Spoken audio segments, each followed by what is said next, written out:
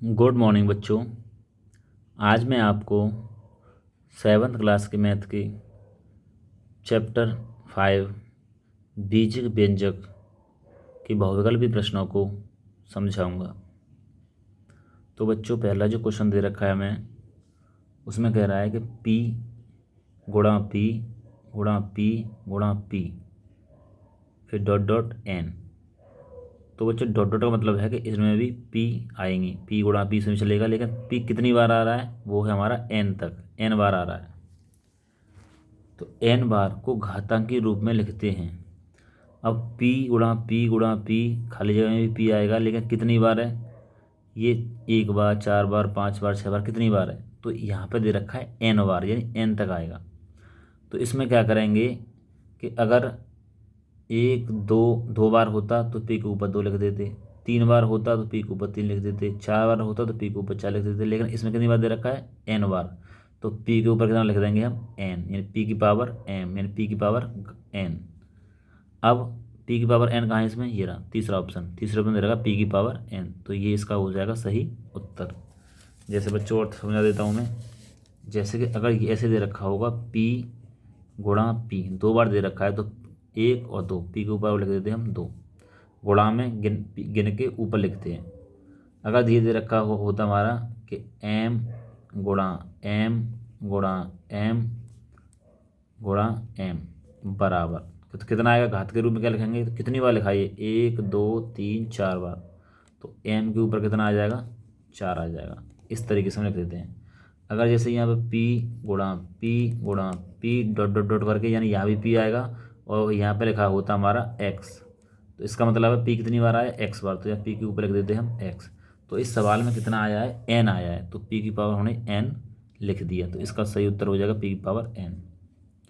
दूसरा जो सवाल दे रखा है उसमें पूछ रहा है कि 9x में आंकिक गुणांक होता है, यानी इसमें अंकों वाला गुणांक कौन सा है? अंक कौन सा है इसमें? 9x में 9 अंक है और ये अंक नहीं है, यानी कि 9 अंक है। तो इसका इसमें पूछ रहा है आंकिक गुणांक, अंकों वाला गुणांक कौन से अंक का गुणांक हो रहा है इसमें? तो 9 का हो रहा है, तो केवल कितना आ जाएगा? सही उत्तर 9, यानी पहला ऑप्शन सही होगा।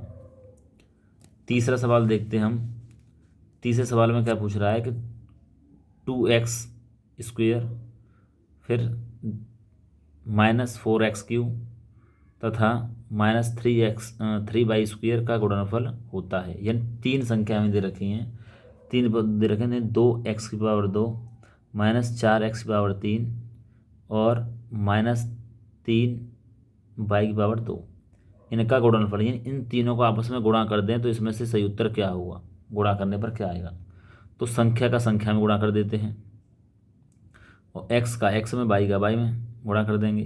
तो 2 का 4 में गुणा करेंगे, कितना हो जाएगा? 2 चौके 8, और 8 का गुणा कर देंगे हम 3 में, तो 8 थी 24, पहले तो 24 आएगा, तो 24 इसमें भी 24 है, इसमें भी 24 है और यहाँ भी 24 है। चलो, इसमें 24 नहीं है, तो ये तो ऑप्शन गलत होगा, तीन में से देखना है कौन सा होगा। अब इन x का गुणा करते हैं, x यहाँ पे x है नहीं है, तो x यहाँ पे x कितनी है? 2, यहाँ पे x कितनी है? 3, तो x के ऊपर कितना आ जाएगा? 5। अब x के ऊपर 5 यहाँ पे है नहीं है, तो ये गलत हो गया। x के ऊपर 5 यहाँ पे है, x के ऊपर 5 यहाँ पे है, यहाँ पे भी है। अब इन दोनों में देखते हैं कौन सा सही होगा। x के ऊपर 5। अब y देखते हैं, यहाँ y है नहीं है, यहाँ पे भी y नहीं है, y यहाँ पे दे रखा अकेला, तो y के ऊपर 2, तो यहाँ पे y के ऊपर 2 यहाँ पे है, यहाँ पे y के ऊपर 2 नहीं है, तो ये ऑप्शन हमारा सही है। 24 x⁻5 और y⁻2, तो ये हमारा ऑप्शन हमारा सही होगा, तो इस पर हम टिक कर देंगे। चौथा जो दे रखा है उसमें क्या पूछ रहा है कि निम्न में से समान पद हैं, समान पद देखना है, चार ऑप्शन दे रखे हैं हमें ये। अब पहले ऑप्शन दे रखा है 2ab, फिर दे रखा है 7ab²। अब यहाँ पे ए बी है, यहाँ ab² है, यहाँ बी एक बार दे रखा है, यहाँ बी दो बार दे रखा है, और यहाँ पे a² और b², और यहाँ पे a दो बार आया है और b भी दो बार आया है। तो तीनों जो पद दे रखे हैं, जो पद दे रखे हैं वो कैसे हैं? अलग अलग हैं, समान नहीं है।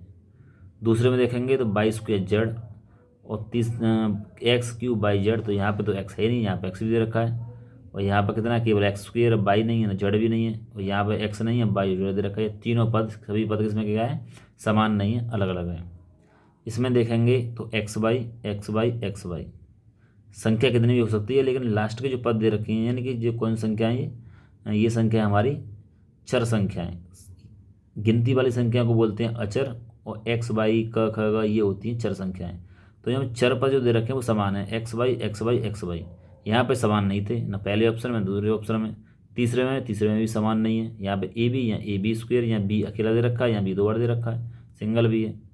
यहाँ बी की पावर कितनी है, यहाँ पर ए की पावर कितनी है एक, यहाँ भी ए की पावर एक है, यहाँ बी की पावर एक, बी की पावर दो। तो यहाँ बी की पावर दो, यहाँ एक, तो यहाँ पे ये पद क्या है अलग अलग होंगे, लेकिन यहाँ पे सब x by x by x by.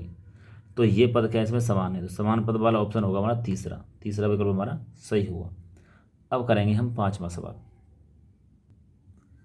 तो पाँचवें सवाल में बच्चों पूछ रहा है कि 3x² by plus 4x by plus 9y square plus 2 की घात है।